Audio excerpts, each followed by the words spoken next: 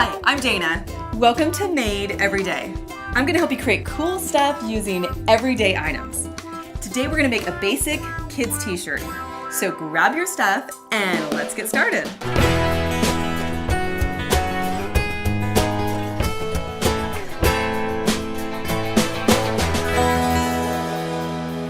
We all love t-shirts. In fact, you're probably wearing one right now. They're soft, they're comfortable, they're easy to move in, and they are so easy to make. I've broken the project into 4 simple steps. Step 1, gather and prep your materials. Step 2, sew the neckline. Step 3, sew the sleeves. Step 4, sew the sides. Okay, let's start with step 1, gather and prep your materials. Here's what you need: knit fabric or a men's extra large t-shirt, ribbing, and a pattern. Now let's talk about that pattern. You have 2 options. 1, you can download and print my pattern that comes in a size 4T. It's free. It's available on my website. Look under tutorials under basic tee. Download it to your computer, print it, and you've got a nice little pattern here in 3 pieces. The other option you have is to make your own pattern. Take a shirt that your kid already owns, turn it inside out so that the seams are facing out, fold it in half, and you need to remember that typically the front and back of the t-shirt are slightly different. The front is cut a little bit lower.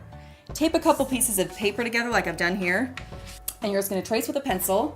Now this is very rough here what I'm doing. You probably want to use a ruler. And if you have it inside out, the seam allowance is already there for you, so you don't really need to add any extra space there. You don't want to trace where the ribbing is on the neckline because we're going to add that later. And when it comes to the sleeves, I'm just kind of winging it here, just kind of folding them in, creating a curve. And there you go. You kind of got a basic pattern here. Cut it out. Make sure you mark that this is a fold, meaning you want to cut it on the fold. And you're ready to go. For this project, we're going to use a men's extra large t-shirt because let's be honest, it is hard to find cool knit fabrics in the fabric store. They're out there, but they can sometimes be pricey. Look in retail stores like Old Navy and Target in their clearance section. They often have extra large or extra large t-shirts, which for kids is perfect because you have a lot of fabric to work with. Now what we're gonna do is we're gonna cut this shirt apart. Start by cutting off the sleeves and just cut it right next to the seam line there. And we're gonna reuse these sleeves for the new sleeves. Cut off the shoulders, cut off the neckline, and don't ever throw the neckline away. You might want to use the ribbing on the neckline for this t-shirt or for another project. And then you want to cut down the sides. And the other nice thing about using an existing shirt to make a new shirt is that we get to use the hem that's already on the bottom of the t-shirt. We also get to use the hem that's on the sleeve, so. Okay, now that we've cut our fabric, we're ready to cut the pattern pieces. So what you want to do is take your piece and fold it in half since the pattern says it's cut on a fold. Now take your pattern piece and lay it, as it says, right on the fold and line it up with the hemline that already exists on the shirt. If for some reason you're making this with knit fabric that does not have a hemline already, put it up about 1 inch and then you can create your own hemline later. And then take your scissors and just start cutting. We're going to cut the front the exact same way. Now set that aside and let's cut your sleeve pieces. Okay, for the sleeve, you're going to cut it out the same way that you did with the shirt. Lay the pattern piece, which is also cut on the fold, and cut on the existing hemline. And then just use your scissors and cut right around. Let's cut the other sleeve. Exact same thing here. And there you go. We've got a front and a back, 2 sleeves. Now let's talk about the neckline.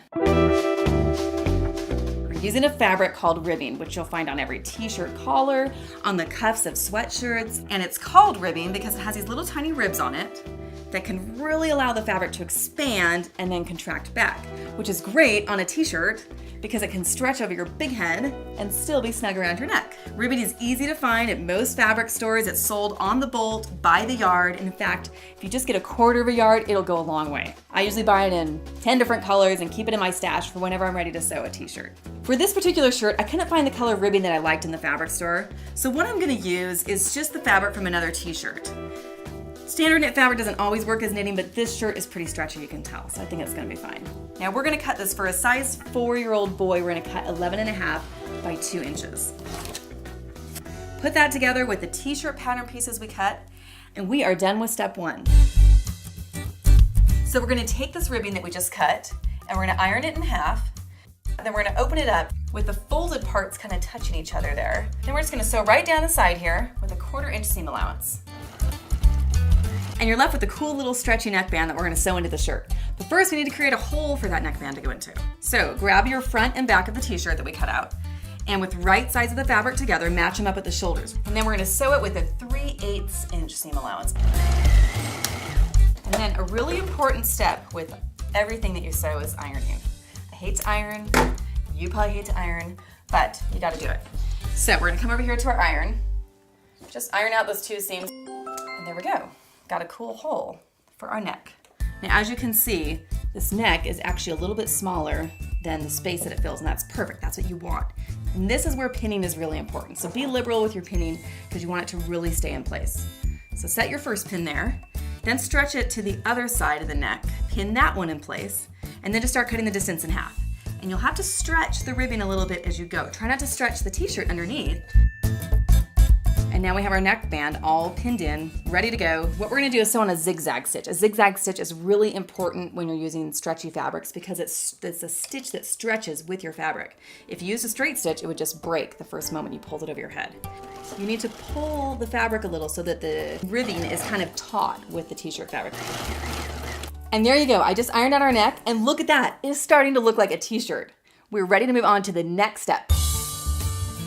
Grab your 2 sleeve pieces. As you can see on a sleeve, it has a curve at the top that's gonna go right into the curve of the armhole on the t-shirt. So what you wanna do is with right sides of the fabric together, just start pinning it at the very end, and you're gonna go all the way around. Now we're just gonna sew the sleeve. We're gonna use a 3/8 inch seam allowance. And then we're gonna do the same thing to the other side.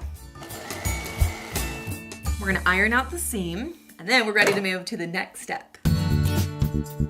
Your shirt at this point should look like this. So just lay it down, fold the whole thing in half with right sides together. We're just gonna pin all the way up the sides and up the sleeves. We're just gonna sew in one big sewing line down the sleeve and down the side. Just use a straight stitch here and a 3/8 inch seam allowance. When you get to the armpit area, leave your needle down and pick up your presser foot and then just kind of pivot the shirt. And then just sew right down the side. And there you go. Now you gotta sew the other side. I've just ironed out my side seams. Let's see how it looks. A t-shirt! How cool is that? I'm gonna go make 5 more, and I think you should too. For more patterns and ideas, check out my website, danamadeit.com, and click subscribe so you can be updated on all the latest videos. I'll see you next time.